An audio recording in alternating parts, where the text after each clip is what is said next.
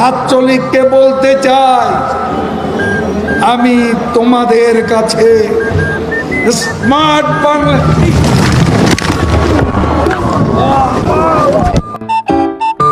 পালাবো না। কোথায় পালাবো? পালাবো না, প্রয়োজনে ফখরুল সাহেবের বাসায় গিয়ে উঠবো।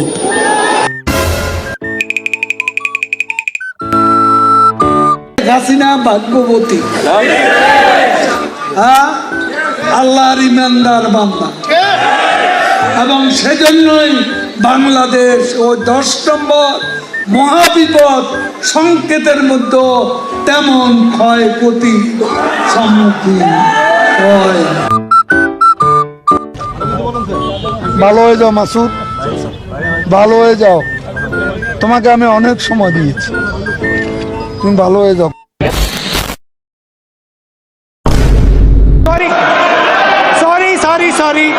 সরি বললে কি সব সমস্যার সমাধান হয়ে যায়?